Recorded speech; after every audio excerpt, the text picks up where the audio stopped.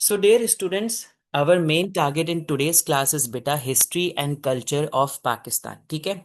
अच्छा, थोड़ा बहुत मैं बैकग्राउंड दे रहा हूँ, थोड़ा बहुत रिव्यू दे रहा हूँ अबाउट द पेपर पैटर्न। ठीक है। पेपर पैटर्न में ये बात सिंपली बता रहा हूँ कि हमारे पास कितने पेपर्स होंगे, किस किस तरह के पेपर्स होंगे। ठीक है। और कौन कौन सा हमारा कंपोनेंट होता है। ठीक है। इसके बारे में हम लोग देख लेते हैं।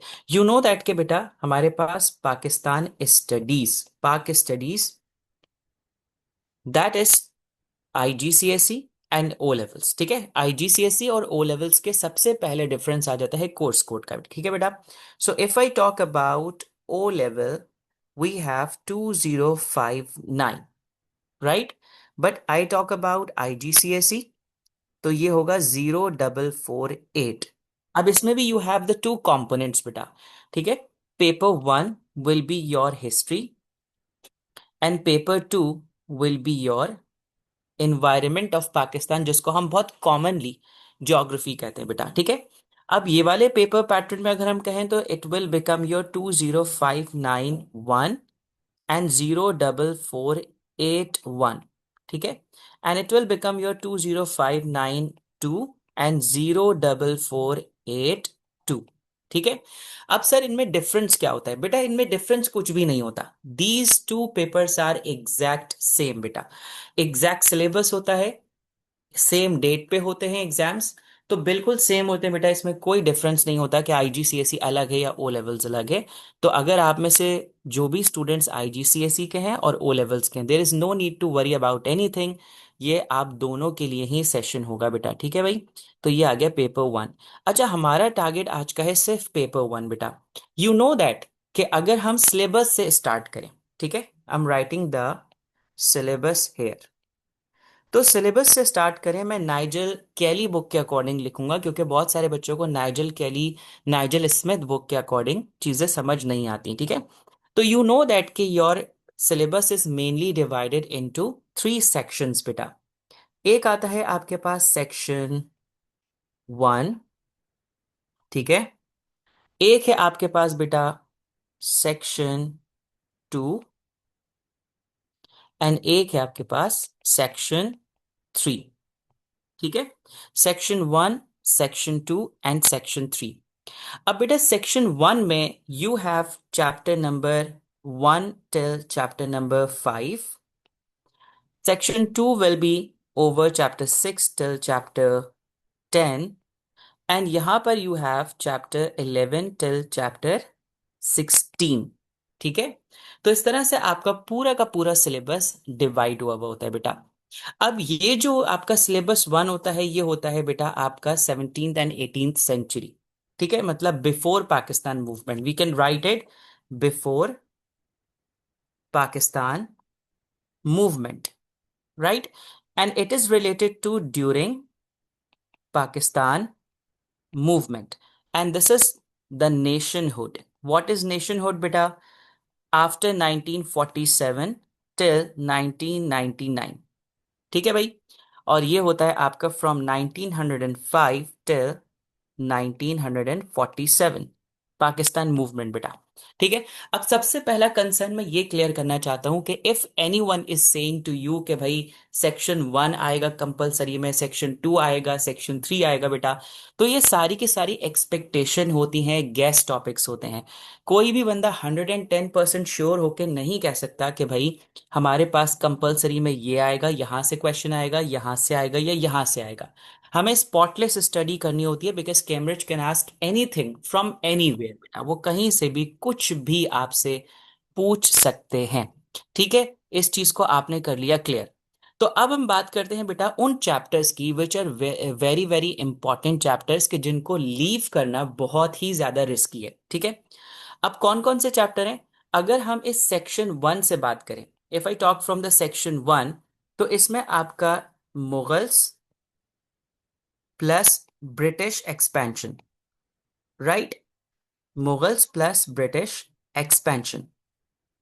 It is one of the most important chapter. क्यों सर? क्योंकि आप हर दफा पास्ट पेपर में देखेंगे इस चैप्टर से लाजमी क्वेश्चन आता है बेटा।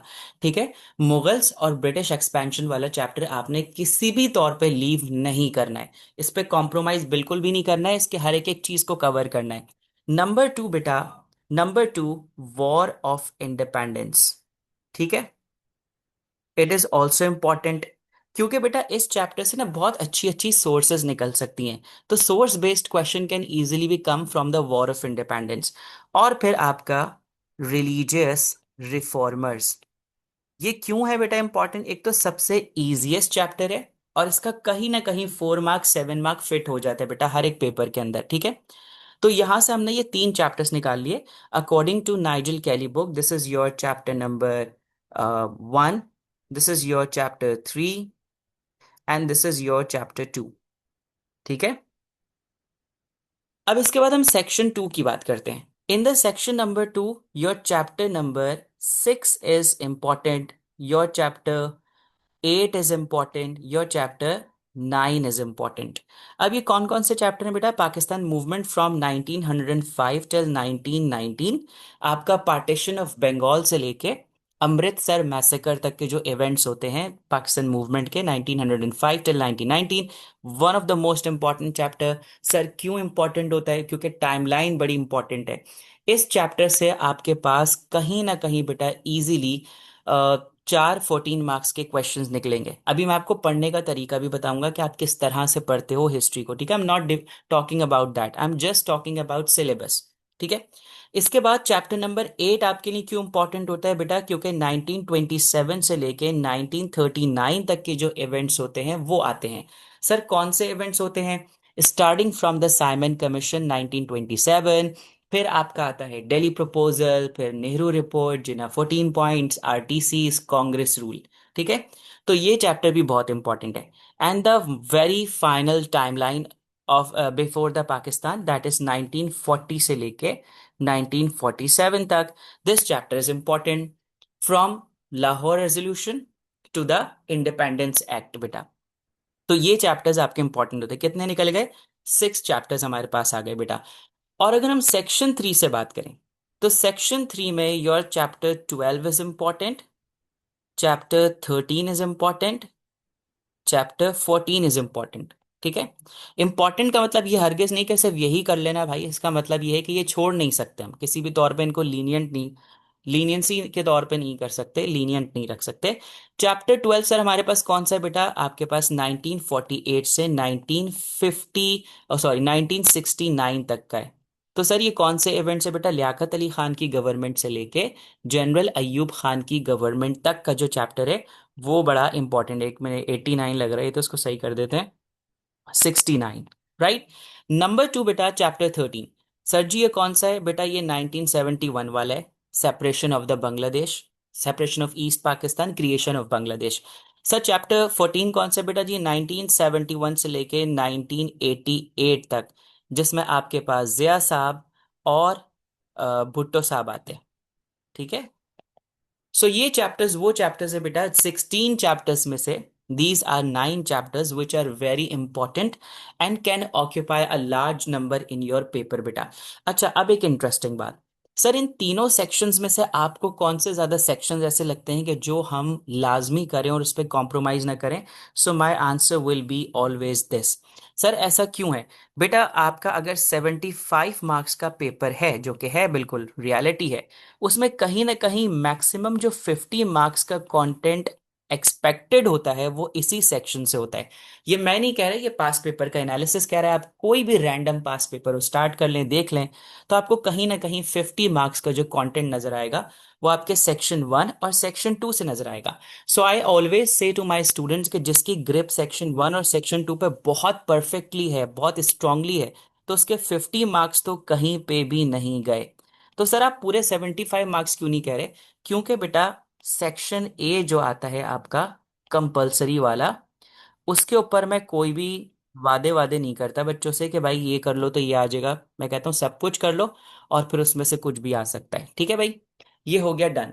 तो सिलेबस में सबको क्लियर हो गया बेटा, क्या क्या सिलेबस है हमारा, किस किस तरीके से करना है, सिलेबस क्या चीज़ इंपॉर्टेंट है, चैट बॉक्स में आप लोग वाई लिख के, yes, Y for yes and N for no, ये लिख के आप मुझे भेज सकते हैं ताकि मुझे आइडिया हो जाए, फिर हम आगे बढ़ जाएंगे।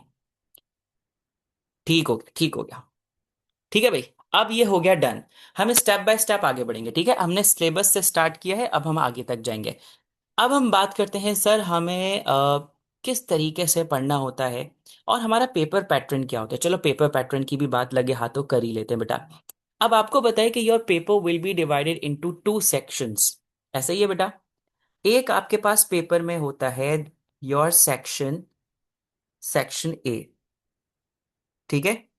सेक्शन ए इज बेटा योर कंपल्सरी, ये आपका कंपल्सरी पार्ट होता है बेटा। और कंपल्सरी पार्ट में आप इसका कोई भी पार्ट लीव नहीं कर सकते। And question one will come. Question one का A part, B part, C part और डी पार्ट आता है। A part is related to your written source, right. B part is written to your picture source. C part is written to your explanatory question, जिसको हम reasoning भी कहते हैं, ठीक है, reasoning. And D part is your analytical question. Sir इनके marks कितने होते हैं बेटा? This will come for the 3 marks, this will come for the 5 marks, this will come for the 7, this will come for the 10। तो कितने marks बन गए बेटा? This will make your 25 marks. और सारा प्रॉब्लम इसी सेक्शन का है बेटा। It can come from any chapter, ये किसी भी चैप्टर से उठा के वो आपको दे सकते हैं। चैप्टर 14, चैप्टर 10, चैप्टर 5, चैप्टर 2, कहीं से भी आ सकता है, ठीक है। तो यहां से आपके बन जाएंगे बेटा 25 marks. Then come to the section number, section B, not section number B. अब इसमें से आपको कितने अटेम्प्ट करने होंगे? You have to attempt any two, ठीक है। आपको कोई भी दो क्वेश्चंस को अटेम्प्ट करना होता है। और ये आपको देंगे कितने questions? They will give you total 4 questions बेटा। अब वो 4 क्वेश्चंस किस तरह से होंगे, लेट्स सी। अब वो 4 क्वेश्चंस आपको कुछ इस तरीके से देंगे बेटा। Question 2, 3, 4 and 5. Each question will be having three parts beta. A, B and C. A, B and C. A, B and C and A, B and C. ठीक है, विद अ रेगुलर पैटर्न बेटा। और regular pattern का मतलब क्या है? 7, 4, 7, 14, 4, 7, 14, ये होता है आपका नॉलेज बेस्ड क्वेश्चन बेटा, ठीक है। ये होता है आपका रीजनिंग, और ये होता है आपका एनालिटिकल, ठीक है। और सेम पैटर्न फॉलो होता रहेगा बेटा। अब आपने क्या करना है, इसमें से आप कोई भी दो क्वेश्चन अटैम्प्ट कर सकते हैं। आपका दिल कर रहा है तो 2 वाला अटैम्प्ट कर लें, 4 अटैम्प्ट कर लें, या 3 अटैम्प्ट कर लें, 5 अटैम्प्ट कर लें। लेकिन अब एक बात का ध्यान देना है बेटा, बहुत ज्यादा, ठीक है। अब एक इंपॉर्टेंट बात, जरूरी नहीं है बेटा कि you always have to start your paper with the section A. जरूरी नहीं होता। लाइक फॉर एग्जाम्पल, आपने पेपर देखा, आपको सेक्शन ए ऐसे चैप्टर से मिल गया, अल्लाह ना करे कि जिस पे आपकी एक्सपर्टी नहीं है, और आपको लगता है कि if you are going to attempt this question it will drain your time, ये टाइम ड्रेन करेगा। Go for the section B. आप सेक्शन बी से पेपर स्टार्ट करो, और पहले ये कंप्लीट कर लो पूरा, फिर सेक्शन ए अटेम्प्ट कर लो, ठीक है। ये भी पॉसिबिलिटी होती है। एक और इंपॉर्टेंट बात बेटा, व्हेन यू हैव डिसाइडेड कि क्वेश्चन 2 आपने करना है, तो पहली बात ये आती है कि आप किन बेसिस पे क्वेश्चन को डिसाइड करते हो। आप कैसे एक क्वेश्चन को डिसाइड कर रहे हो कि आपको 2 वाला करना है, या 3 करना है, या 4 करना है, या 5 करना है। इसमें गलती बच्चा ये करते हैं कि जब भी वो क्वेश्चंस को पढ़ता है तो वो 4 मार्क्स का क्वेश्चन देखते ही डिसाइड कर लेता है कि मुझे ये क्वेश्चन करना है। अब वो गलती कर रहा है। Never ever decide your questions with respect to 4 mark और 7 mark. Always decide your questions with respect to 14 marks. हमेशा 14 मार्क्स जिसका अच्छा आता है उस क्वेश्चन को अटेम्प्ट करोगे, ठीक है। ये बात मेरी याद रखना। क्यों? मैं हमेशा एक बात अपने स्टूडेंट्स को सिखाता हूं, और वो ये है, ऑलवेज सिक्योर मैक्सिमम फर्स्ट। हमेशा हमें बड़ी चीज को कंट्रोल में करना है पहले, ठीक है, बाद में माइनर चीजें। हमारे पास इस पूरे पेपर में एक 10 मार्क का क्वेश्चन है और दो 14 मार्क के क्वेश्चन है। That makes my 38 marks out of 75। तो 38 कोई छोटा नंबर नहीं है बेटा। तो अगर मैं 10 14 14 पे कॉम्प्रोमाइज करूंगा तो मेरा 38 मार्क्स गया। और अगर 38 मार्क्स गया इसका मतलब है no chance for A star. ठीक है, बिल्कुल नहीं हो सकता। तो मैं हमेशा अपने क्वेश्चन को डिसाइड करूंगा इनको देख के बेटा, ताकि अगर मेरा नुकसान हो भी, अल्लाह ना करे, तो वो कम से कम हो। ठीक है, डन हो गया बेटा। तो ये हमने स्ट्रैटेजी करनी है। क्लियर बेटा। अब हम आते हैं हमारे स्टडी मेथड के ऊपर। हमने पढ़ना कैसे होता है, ठीक ठीक है बेटा। चलो अब मैं इसको इरेज कर देता हूँ बेटा। पेपर पैटर्न तो समझ आ गया होगा सबको, कोई प्रॉब्लम की बात तो नहीं है। हाउ टू स्टडी, ठीक है। यहाँ पर हम लिख लेते हैं how to study paper, right. अब देखो बेटा, इसका कोई शॉर्टकट नहीं है। वैसे तो कुछ टीचर बता रहे होते हैं शॉर्टकट ये है वो है, लेकिन वो सिर्फ याद करने की हद तक शॉर्टकट होता है। याद तो करना ही है ना बेटा, एक लेंदी चीज है, उसको याद तो करना ही है आपने। तो अब हम बात करते हैं सबसे पहली चीज। You must know, you must know the importance of chapter. सबसे पहली बात कि जो भी चैप्टर आप पढ़ने जा रहे हैं आपको उसकी इंपॉर्टेंस पता होनी चाहिए। ठीक है। एक और स्टूडेंट है, उन्होंने पूछा कि क्या सर हम 14 मार्क पहले कर सकते हैं 4 और 7 से। तो आप बिल्कुल कर सकते हैं बेटा, आप शफलिंग कर सकते हैं क्वेश्चंस में। जैसे कि आप क्वेश्चन 2 अटेम्प्ट करना है बेटा, तो आप 14 वाला पहले कर लें, मतलब सी पार्ट पहले कर लें, फिर बी पार्ट कर लें, फिर ए कर लें, या ऐसे कर लें। ठीक है, मतलब शफलिंग आगे पीछे हो सकती है, लेकिन शफलिंग किस तरह नहीं हो सकती ये भी समझना बहुत जरूरी है। देखो, फॉर एग्जाम्पल, एक स्टूडेंट के सामने एक स्टूडेंट ने ये डिसाइड किया कि मैं करने जा रहा हूं क्वेश्चन नंबर 2। ठीक है, एक मिनट इसको सही कर देता हूँ। क्वेश्चन नंबर 2 और क्वेश्चन नंबर 3 करने जा रहा हूँ। अब उसने क्या किया, उसने इसका सी पार्ट और बी पार्ट पहले अटेम्प्ट कर लिया, और फिर इसने इसका ए पार्ट, बी पार्ट और सी पार्ट अटेम्प्ट कर लिया, और आखिर में जाके इसके नीचे इसका सी पार्ट कंटिन्यू कर दिया, ए पार्ट कंटिन्यू कर दिया। ठीक है। तो इस तरह से आपने काम नहीं करना है, ये चीज फिर काउंट नहीं होगी आपकी। क्योंकि एग्जामिनर जब आपको मार्क्स दे रहा होगा तो वो यहाँ पर चेकिंग करने के बाद इसको फाइनल कर देगा, बोलेगा ये वाला पार्ट तो मिसिंग है बच्चे का। यहाँ पर आपके रिमार्क्स दे के वो आगे बढ़ जाएगा, फिर उसको वहां पर आपका अगला पार्ट नजर आएगा। तो इस तरह के काम बिल्कुल नहीं करने। आप क्वेश्चन को एक साथ रखेंगे, उसके पार्ट्स को, भले से आप शफलिंग कर दें, ए कर दें, बी कर दें, सी कर दें, सी कर दें, बी कर दें, ए कर दें, ये आपके ऊपर है। लेकिन एक साथ रहेंगे बेटा। ऐसे नहीं होगा कि एक पार्ट शुरू में किया है तो एक पार्ट आखिर में किया है। ये बच्चे बहुत कॉमनली करते हैं, मिड टर्म्स में भी करते हैं। ये बेटा सीवियर वायलेशन है पेपर की, और मार्क्स आपका रिस्क पे चला जाएगा। ठीक है। चलो सर, ये आपने क्या बोला कि इंपॉर्टेंस पता होनी चाहिए बेटा। अब मैं देखो कुछ चैप्टर्स की आपको बात बता रहा हूँ, you are very much aware with that. अगर मैं चैप्टर 5 की बात करता हूँ, लैंग्वेजेस। अगर मैं चैप्टर 10 की बात करता हूँ, इकबाल एंड रहमत अली वाला चैप्टर।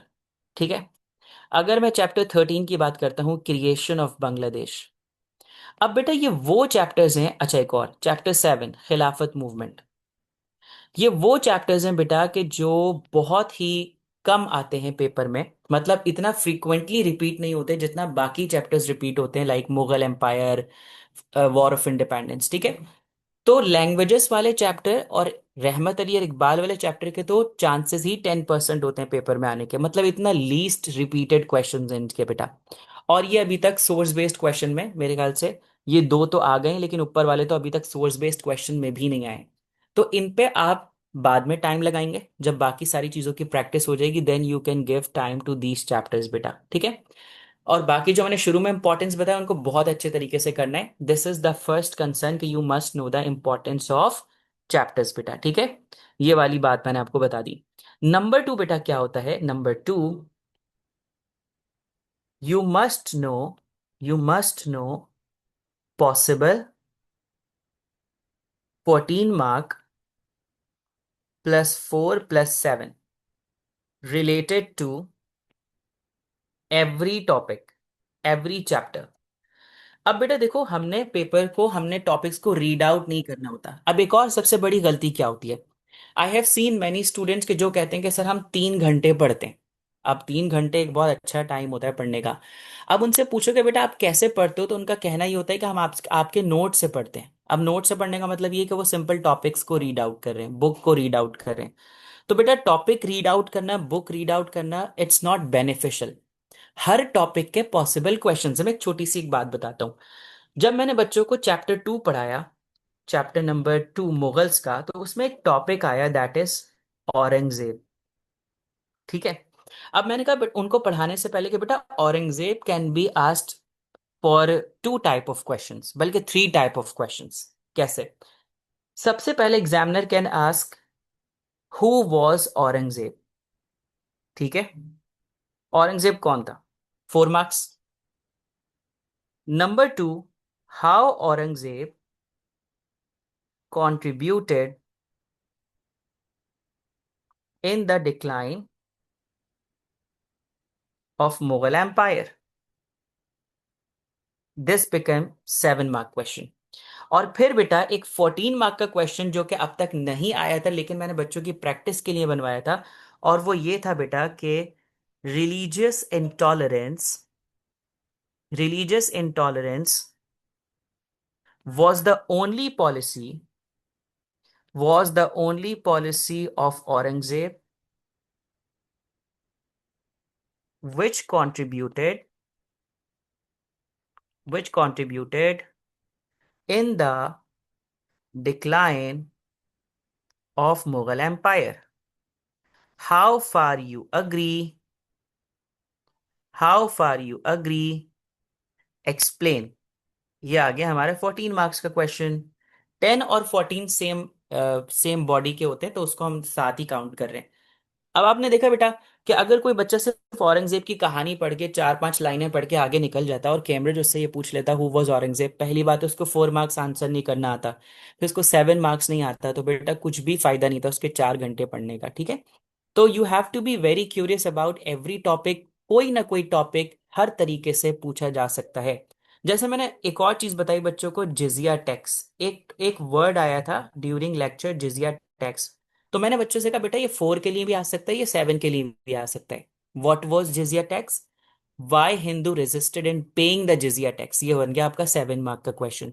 तो जब तक आप इस चीज के लिए क्यूरियस नहीं होगे, तब तक आप बेटा सॉरी टू से अच्छी प्रैक्टिस नहीं कर रहे हो। अब वो आप किसी भी नोट से पढ़ सकते हो, किसी की टीचर के भी नोट से पढ़ सकते हो। ठीक है। तो ये हो गया डन हमारा। तो ये वाली बात समझ आ गई बेटा? सेकंड पॉइंट समझ आ गया कि you must know possible 7 mark question related to every chapter, find out करोगे या खुद से बनाओगे। ठीक है। डन हो गया। अब मैं इसको कर देता हूं इरेज। अब तीसरी चीज क्या है बेटा? तीसरी चीज है हमारे लिए सबसे important, divide your days and time for study. ये जो टाइम पीरियड चल रहा है जनवरी से ओनवर्ड्स, बेटा इसमें आपकी एक प्रॉपर प्लानिंग की जरूरत है। अब अगर आप रैंडमली पढ़ रहे हो तो आप कभी भी नहीं पढ़ सकते। हमेशा टाइम डिसाइड करो कि कौन से दिन आपको पीएसटी पढ़नी है, कौन से दिन आपको इस्लामियात पढ़नी है, कौन से दिन आपको फिजिक्स पढ़नी है बेटा। तो ये टाइम तो आपको डिवाइड करना पड़ेगा। ठीक है। विदाउट डिवाइडिंग योर टाइम आप कोई भी चीज सही तरीके से नहीं कर सकते हो। ठीक है। तो टाइम अपना डिवाइड करोगे आप, और फिर उस हिसाब से आप टाइम को, डेज को डिवाइड करने के बाद टाइम को डिवाइड करोगे। अब टाइम डिवाइड कैसे होगा बेटा? Like you have decided to study for the 4 hours. ठीक है। मंडे ट्यूसडे आपने डिसाइड कर लिया आप 4 आवर दोगे पीएसटी को। तो 4 आवर्स में से आपने 3 आवर्स दे दिए लर्निंग को, और 1 आवर आपने किया प्रैक्टिस पास्ट पेपर। ठीक है। पास्ट पेपर करते वक्त you always have to keep a timer with you. Timer लगाना बहुत जरूरी है। अब बच्चे प्रैक्टिस सब करते हैं बेटा। देखो मैं आपको एक बात बताता हूँ, आपके लिए सिर्फ चैलेंज ट्रिकी क्वेश्चंस नहीं है पेपर में। जो आपके लिए सबसे बड़ा चैलेंज है वो टाइमर का है। देखो they are giving you only 90 minutes. 90 minutes तो बहुत कम है ना, 1 आवर 30 मिनट्स। 75 मार्क्स का पेपर है और 90 मिनट्स आपको मिलेंगे बेटा। अब देखो बहुत सारे बच्चे ये कहते हैं कि सर हमें सब कुछ आता था। यू नो दैट कि जब मैं कैम्ब्रिज की वर्कशॉप अटेंड कर रहा था तो उन्होंने बड़ी शॉकिंग बात की। उन्होंने कहा योर 80% बच्चा पाकिस्तान का not doing the entire paper. वो या तो 4 मार्क्स छोड़ के जाएगा या 7 मार्क्स छोड़ के जाएगा या कभी कभी तो 14 मार्क्स छोड़ के चला जाता है। तो आप लोग अपने बच्चों की टाइम के हिसाब से प्रैक्टिस नहीं करा रहे हैं। ठीक है। तो 80% बेटा एक बहुत बड़ा मार्जिन है। और बच्चा यहाँ पर आके झूठ बोल देता है कि मेरा तो बहुत ही अच्छा पेपर हुआ, क्योंकि उसको पता था बेटा कि कैम्ब्रिज कभी भी शीट तो देता नहीं है। लेकिन बेटा आप लोग फंस गए, क्योंकि आपकी बारी में कैम्ब्रिज तो शीट भी देगा चाहे कोई भी। तो वहां पर सब पता लग जाएगा आपने क्या किया है। टाइमर को नहीं छोड़ना। टाइमर के लिए मैंने सबसे अच्छा एक फॉर्मूला सेट किया था। 1 mark is equal to 1 minute formula. Sir ये क्या होता है 1 mark is equal to 1 minute? Like you are solving a 4 mark question, try to solve it in a 4 minutes. ठीक है। You are solving a 7 mark question, 7 minute में इसको लेके आओ। कोशिश करो, आएगा नहीं, कोशिश करनी पड़ेगी। तो सर इससे हमारा क्या फायदा होगा? देखो इससे क्या फायदा होगा। अगर 75 मार्क्स का पेपर है, चलो 5 मिनट ऊपर भी लगा लो, तो वो तुम्हारा कंप्लीट होगा 80 मिनट्स में। और तुम्हें मिलते हैं 90 मिनट्स। तो तब भी तुम्हारे पास 10 मिनट्स तो एडिशनल बच गए। ठीक है। हेड टू नेक तो पेपर नहीं चल रहा होगा तुम्हारे टाइम के साथ ना। तो अगर इस मार्क्स को इस मिनट में करने की प्रैक्टिस बना ली तो 10 मिनट हमें ऊपर से मिलेंगे, जिसमें हम गो थ्रू कर सकते हैं पेपर को। या फिर कुछ क्वेश्चन जो टाइम टेकिंग होंगे वो हम यहां से टाइम लेके उसको सॉल्व कर सकते हैं। तो ये प्लानिंग बेटा अभी से ही बनानी पड़ेगी। ठीक है। तो divide your days and time for the study बेटा। ये काम आप करेंगे। इसके बाद बेटा number 4, once you done once you done with past papers, explore some tricky questions। Sir ये ट्रिकी क्वेश्चंस क्या होते हैं? अब मैं आपको एक बात बताता हूँ। देखो बेटा, आपको ड्यूरिंग लेक्चर ऐसे पढ़ाया जाएगा कि भाई why British attracted toward the Indian subcontinent. ये आपको पता है ना, चैप्टर नंबर 2 ब्रिटिश एक्सपेंशन का एक पार्ट है। Why Britishers were attracted toward the Indian subcontinent, 7 marks का क्वेश्चन आता है। और आपको पता है ये सबसे ज्यादा रिपीटेड क्वेश्चन है, बहुत दफा है। लेकिन हर दफा ब्रिटिशर्स ने इसको इतना सिंपली तो नहीं पूछा कि why British attracted toward the Indian subcontinent. अब देखो एक बात याद रखना कि ब्रिटिश काउंसिल जिससे आपके साथ सबसे ज्यादा खेलेगा वो है वोकैबलरी। ठीक है। अब vocabulary is the only thing by which they can play with you in the exam. Sir कैसे? इंग्लिश को ट्विस्ट करेंगे थोड़ा सा वो। अब जैसे देखो, why India was so appealing for the British. ये भी तो वही चीज है ना जो अभी आपने ऊपर बताया कि why British were attracted toward the subcontinent. ठीक है। Why Britishers decided to trade with India, why British decided to land on the India, came to India, ये सारी वो एक ही चीजें हैं बेटा। ठीक है। अच्छा sir, what role does marking scheme play in solving past paper overall? हाँ ये बहुत अच्छी बात की। ठीक है, इस पे भी मैं आता हूँ। अब आपने ओवरऑल पास्ट पेपर करने के बाद कुछ ट्रिकी क्वेश्चंस को किया। अब ट्रिकी क्वेश्चंस क्या है, मैं अपने टेस्ट के अंदर ना कुछ क्वेश्चंस ऐसे डाल देता हूँ जिसमें मुझे 100% पता होता है बच्चा फंस जाएगा और उसको छोड़ देगा। और उसी पे ही मैं बच्चे का एवेल्युएशन करता हूँ। जैसे for example, war of independence के 2 7 मार्क के क्वेश्चन बहुत कॉमन है। एक तो उसकी इमर्जेंस से रिलेट बेटा, कि वॉर ऑफ इंडिपेंडेंस स्टार्ट क्यों हुई, और उसके एक फेलियर से रिलेटेड। लेकिन मैंने एक ऐसा क्वेश्चन भी दिया बीच में कि मैंने कहा कि why some Indian states remained loyal with the britishers during world war, sorry during war of independence. अब यहां थोड़ा सा ना बच्चों को दिमाग लगाना पड़ेगा कि यार कुछ स्टेट्स ने क्यों हेल्प नहीं किया था इंडियंस को और क्यों वो लॉयल रहे थे ब्रिटिशर्स के साथ। तो इस तरह के क्वेश्चंस को हम कहते हैं ब्रेन स्टॉर्मिंग क्वेश्चंस। क्या कहते हैं बेटा? Brain storming. क्योंकि मेरा बच्चा, मैं आपको एक बात बता दूं जो अब तक का एनालिसिस है, आपका सेक्शन ए का जो सी पार्ट होता है ना 7 मार्क्स वाला, ये कैम्ब्रिज को बहुत ज्यादा पसंद है बेटा, और वो हमेशा इसको ट्विस्ट करते हैं। अब तक तो करते आए हैं बेटा, अब आगे भी कर सकते हैं। क्या कहा मैंने? सेक्शन ए का सी वाला पार्ट 7 मार्क्स का वो बहुत ट्विस्टेड हो सकता है। क्या कभी ब्रिटिश ने ऐसा किया है? बिल्कुल किया है। एक टॉपिक था टीटू मीर का, आप सबने पढ़ा होगा टीटू मीर। ठीक है। टीटू मीर के ऊपर हमेशा से 4 मार्क का क्वेश्चन आता था। अब कैम्ब्रिज ने एक दफा पेपर में 7 मार्क्स का क्वेश्चन पूछ लिया कि how Titu Mir defended the interest of Bengali Muslim. अब बेटा इस क्वेश्चन में कुछ भी नहीं है, कुछ भी नहीं है। सिर्फ टीटू मीर की एफर्ट्स को 3 पैराग्राफ्स के अंदर एक्सप्लेनेशंस में करके लिखना था। अब बच्चों ने कहा ये तो आउट ऑफ सिलेबस है। तो कैसा आउट ऑफ सिलेबस है बेटा? टीटू मीर का तो टॉपिक है आपके सिलेबस में। अब वो चाहे उसको 14 के लिए पूछे, 10 के लिए पूछे, तो वो तो पूछ रहे ना। ठीक है भाई, ये बात समझ आ गई? तो बेटा ये 4 स्टेप्स आपने फॉलो करने हैं when ever you study the history. अब द कंसर्न इज के सर हम मार्किंग स्कीम को कैसे इस्तेमाल करेंगे। मार्किंग स्कीम के 2 तरह से यूजेस होते हैं। एक एक यूज बहुत रॉन्ग है और एक यूज बहुत सही है। रॉन्ग ये है कि a student is entirely depending on the marking scheme. बेटा marking scheme are always not always correct, उसमें भी गलतियां होती हैं। कभी कभार तो मार्किंग स्कीम ऐसा आंसर दे रही होती है कि जो क्वेश्चंस के आगे पीछे भी नहीं होता, इतने करीब भी नहीं होता, पता नहीं वो कुछ और ही बोल रहे होते हैं।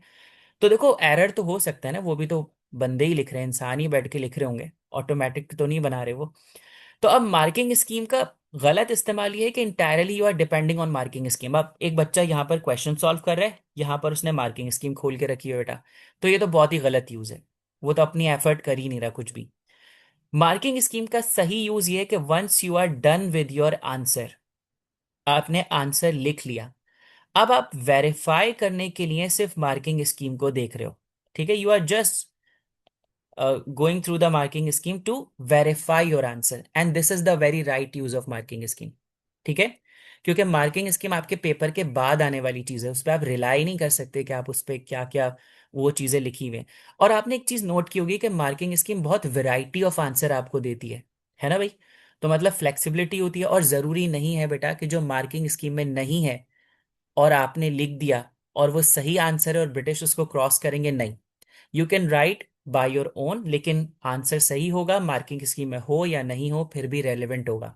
लेकिन आंसर करेक्ट होना चाहिए, ये नहीं कि ईस्ट पूछा है तो वेस्ट बता दिया और फिर बोलने के मार्किंग स्कीम में नहीं है। ऐसा नहीं होगा बेटा।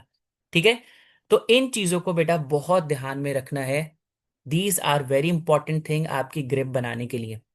ठीक है, अब ये सारी बातें तो हो गई एक तरफ। अब मैं आपको बताता हूं असल में बच्चा मार्क्स कहाँ लूज करता है। अब ये बहुत इंपॉर्टेंट बात है बेटा, वैसे तो सारी इंपॉर्टेंट बातें थी लेकिन ये और इंपॉर्टेंट बात है। अब बच्चे का कंसर्न, मैं तुम्हें बच्चे की मेंटालिटी बताता हूँ। वो ये समझता है, सबसे पहले जो बच्चे की टेंशन होती है ना, वो ये होती है कि सर कुछ भी हो जाए आप सिलेबस कवर कराएं बस, ताकि जान छूट जाए मेरी। बेटा सिलेबस कवर करने से जान छूटती नहीं है, जान फंस जाती है, और अब आपको प्रैक्टिस करना है उसको। ठीक है, सिलेबस कवर करवाना हर बच्चे की फर्स्ट प्रायोरिटी होती है, और सारी एफर्ट उसकी। जब उसका सिलेबस कवर होता है ही इज वेरी हैप्पी कि चलो भाई सब कुछ हो गया, डन। हालांकि बेटा सिलेबस कवर होने के सबसे इससे सिलेबस कवर होने से भी ज्यादा उसके, वो सबसे ज्यादा जिस चीज को देखना है वो है हाउ टू सॉल्व। ठीक है, या फिर हाउ टू राइट। हिस्ट्री में सबसे ज्यादा मार्क्स लूज क्यों होते हैं आपको एक बात बताऊं मैं। आपके पेपर 1 हिस्ट्री और पेपर 2 ज्योग्राफी, ज्योग्राफी में हर बच्चा गुड मार्क्स लेता है। ठीक है, लेकिन हिस्ट्री में बच्चा फंसता है। पूछो क्यों? उसका मेन रीजन है बेटा, हिस्ट्री में वो आंसर मेकिंग पे कभी ध्यान नहीं देता। वो सिर्फ रटी रटाई कहानियां याद करके जाता है, और वो उससे हमसे बड़ी कहानियां लिख के आता है बेटा वहां पर। मैं तो अल्लाह माफ करे आपको ऐसे ऐसे आंसर देखता हूँ बेटा, क्योंकि we are dealing with multiple schools, तो हमारे पास तो पेपर ही हंड्रेड्स में आते हैं। अब उनमें जो कहानियां लिखी हुई होती हैं बेटा, मजा ही आ जाता है पढ़ के कि ये कैम्ब्रिज में जा रहा है, बताओ। ठीक है sir, if I do the past paper are those enough. देखो पास्ट पेपर भी करने कौन से मैं बता देता हूँ कहाँ से लेके कहाँ तक, लेकिन इस चीज को पहले ध्यान से देखो। एक डॉक्यूमेंट मैंने बहुत टाइम पहले बनाया था, वो ये डॉक्यूमेंट है, ये मैंने लिखा था खुद से ना, unlocking Pakistan studies as the subject. अब ये डॉक्यूमेंट बहुत जबरदस्त डॉक्यूमेंट था, और शशके वगैरह भी ऐड कर दिए थे इसमें मैंने, और मैंने ना ये हर एक चीज़ ना स्टेप बाय स्टेप इसमें लिखी हुई थी। Explore learn S and start year, जैसे मैंने बताया कि भाई देखो इसमें मैंने सारी बातें बताई हुई हैं कि हिस्ट्री को कैसे करना है, ज्योग्राफी को कैसे करना है। ठीक है भाई, अब इसमें मैंने ये जो आपको बातें बताई वो सब यहाँ पर लिख दी। ठीक है, starting with the source A question. अब बच्चे के पास आ गया सोर्स ए, उसको एक बात बताई हुई होती है कि बेटा जब भी सोर्स ए का क्वेश्चन आए एग्जैक्ट छाप दो पूरा। ऐसा नहीं होता। देखो सोर्स ए रिटन सोर्स होती है, सेक्शन ए का आपका फर्स्ट पार्ट सोर्स ए। उसमें आपको क्या करना होता है बेटा, आपने सबसे पहले क्वेश्चन को रीड आउट करना है। ठीक है। एक गलती बच्चा ये करता है, वो सोर्स को जाके पढ़ लेता है। इस तरह का आता है ना, एग्जाम्पल भी दी हुई मैंने। ये आ गई सोर्स, उसने जल्दी से जाके पूरी सोर्स को रीड आउट कर लिया, जबकि बेटा ये गलत अप्रोच है। पहली चीज आपने पढ़नी है क्वेश्चन। क्यों? देखो, जिस बच्चे ने पहले सोर्स पढ़ी, अब उसको पता ही नहीं है सोर्स में करना क्या है, फिर पढ़ेगा क्वेश्चन। क्वेश्चन पढ़ा, फिर दोबारा सोर्स पढ़ेगा। तो बेटा इतना टाइम तो है ही नहीं कि दो दफा सोर्स को पढ़ना है। पढ़ना एक ही बार है। तो पहले क्वेश्चन रीड करेंगे, उसकी मेन चीज को हाईलाइट करेंगे। जैसे देखो यहाँ क्या लिखा हुआ है, according to source A what were the effects of high court judgement regarding Zulfikar Ali Bhutto on the people of Pakistan. पढ़ने वाला बच्चा क्या करता है, पढ़ने वाला बच्चा लाइट पेंसिल से हाईलाइट करता है main concern of the question, effect of high court judgement on the people of Pakistan. बस दो बातें उसने फाइंड आउट करनी है। ठीक है। अब पढ़ेगा सोर्स जाके। सोर्स में उसने पढ़ा भाई कि, देखो क्या लिखा हुआ है भाई सोर्स में, उसने पढ़ा जाके when the high court judgment was announced over the radio people in Pakistan were stunned। एक बात मिल गई उसको। ठीक है। Villagers in Lahore even offered their sons to be hanged in place of Mr. Bhutto। दूसरी बात उसको मिल गई। There were peaceful protests, demonstration, strikes and even riots। तीसरी बात उसको मिल गई। ठीक है। Hundreds were arrested and some died in clashes। चौथी बात उसको मिल गई। बस ये काम उसने किया है, उसने कोई लंबे चौड़ा काम नहीं किया बेटा। और यही हमने करना था। देखो मैंने क्या लिखा है, extract out three relevant points from the given source. Done. Elaborate the points in your own wording, don't copy exact source. यहां से लेके यहां तक कॉपी नहीं करना है। ठीक है। बस वो तीन पॉइंट्स ही निकालने हैं। करते ना कॉम्प्रीहेंशन वगैरह इंग्लिश में। अब देखो मैंने क्या लिखा है, एक और चीज, right answer in one paragraph, don't use your own knowledge, only right answer from the source. अब कुछ बच्चे क्या करेंगे, बहुत जज्बाती हो गए, उनको भुट्टो के बारे में जितनी बातें पता है बेटा वो सब लिख दी, किसी काम की नहीं है बेटा। इस क्वेश्चन का नाम क्या है, सोर्स बेस्ड। तो मतलब सोर्स पे ही बेस्ड रहना चाहिए बेटा, आप अपनी नॉलेज नहीं लिखेंगे। तो ये आपने पढ़ लिया यहां से कि इसको कैसे सॉल्व करना है, आपका काम हो गया। डन हो गया बेटा, ये वाली बात क्लियर हो गई। ठीक है। अब इसके बाद आता है ये वाला, जो कि बहुत सारे बच्चों को पता नहीं क्या टेंशन होती है इस क्वेश्चन से बेटा, कि सर सोर्स बी हमें समझ नहीं आता। देखो सोर्स बी में तीन काम करने हैं, तीन चीजें निकालनी है, अपनी लाइफ को आसान कर लो। I can see, I can infer, it shows. ठीक है। अच्छा ये भी चीज अगर मुश्किल लग रही है ना, तो मैं एक और बहुत आसान तरीका बताता हूँ जो मैं अपने स्टूडेंट्स को करवा रहा होता हूँ। और वो मैं कहता हूँ उनको कि भाई you have to follow triple W formula. Triple W formula, W W W. ठीक है। अब सर ये ट्रिपल डब्ल्यू फॉर्मूला क्या होता है, इसका मतलब है what what I see in source, what I infer from source. Infer का मतलब होता है अंदाजा लगाना भाई। ठीक है। And what I know, what I know या रेड अबाउट इट। क्या मैंने इसके बारे में क्या पढ़ा है, क्या मैं इसके बारे में जानता हूं, बस ये तीन बातें तो हैं। जो कुछ मैं पिक्चर से देखूंगा उससे मैं क्या अंदाजा लगाऊंगा, और क्या मैं उसके बारे में जानता हूं, क्या मैंने उसके बारे में पढ़ा है। What I see, what I infer, what it shows. लेकिन सर क्या ये चीजें इनफ होती हैं, क्या कैम्ब्रिज इस पे मार्क्स देगा? क्यों नहीं देगा भाई, इधर आ जाओ। अब मैं तुम्हें एक चीज दिखाता हूं। ठीक है। ये देखो, अब हमें लेवल 3 में आंसर करने हैं, हम हर चीज ना प्रॉपर कैम्ब्रिज के रिस्पेक्ट से देखेंगे। ये देखो, 1 मार्क्स, 2 से 3 मार्क्स, 4 से 5 मार्क्स। तो बेटा हमारा जो कंसर्न है ना वो 4 से 5 मार्क्स का है, हमें तो चाहिए 4 से 5 मार्क्स। ठीक है। अब आप देखो कि 4 से 5 मार्क्स लेने वाले को क्या कह रहे हैं, इन्फ्रेंसेस सपोर्टेड बाय डिटेल्स, या सरफेस फीचर भी कहते हैं इसको। ठीक है। From the source and contextual knowledge. तो मतलब बेटा हमारे आंसर में तीन चीजें होंगी, तो हम एलिजिबल हैं अच्छा आंसर लिखने के। इन्फ्रेंसेस, डिटेल्स या सरफेस फीचर, और कॉन्टेक्चुअल नॉलेज। ठीक है, ये तीन चीजें जिस बच्चे के आंसर में होंगी ऑटोमेटिकली 5 मार्क्स मिल जाएंगे उसको। तो बेटा यही तो काम हमने किया है, क्या कहते हो? ये देख लो, surface feature, details, valid inferences, what I know, contextual knowledge. ठीक है, तो इसी चीज को मैंने यहां पर भी करके आप लोगों के सामने लिख दिया बेटा। अब आप देखो मैंने इस आंसर को कैसे सॉल्व किया है। यहाँ पे मैंने सर सैयद अहमद खान की एक पिक्चर ली बेटा। सर सैयद अहमद खान की पिक्चर में तीन चीजों को हाईलाइट किया, एक तो सर सैयद को, दूसरा ऑडियंस को, और पीछे इंफ्रास्ट्रक्चर को। And the question was related कि what message does source B convey to us about the aims of sir Syed and the impact of his views and work. ठीक है, और ये आंसर पूरा इसी के अकॉर्डिंग आ जाएगा। जैसे मैंने सबसे पहले कहा कि भाई सर सैयद मुझे नजर आ रहे हैं जो कि एड्रेस कर रहे हैं ऑडियंस को, लेकिन ऑडियंस बहुत अलग अलग तरीके की है, एक तरह से तो नहीं है। मतलब मल्टीपल कैटेगरी ऑफ पीपल को अट्रैक्ट कर रहे हैं sir Syed Ahmad Khan. Number two, आप बैकग्राउंड में देखो, वी कैन सी कि हमारा जो अलीगढ़ कॉलेज है, ठीक है, वो एक मॉस्क के साथ है, मस्जिद के साथ है। तो इट्स मीन दैट ये रिफ्लेक्ट कर रहा है कि sir Syed Ahmad Khan modern education के साथ साथ रिलीजियस एजुकेशन को भी प्रमोट कर रहे थे, दोनों चीजों को प्रमोट कर रहे थे। फिर आपको राइट हैंड साइड पे कुछ लोग नजर आ रहे हैं जो पढ़ रहे हैं बेटा, डिस्कशन कर रहे हैं। ठीक है, Mohammedan educational conference, you know that. तो इन सारी चीजों को हमने माइंड में रखते हुए ये प्रॉपर आंसर यहाँ पर बना दिया बेटा।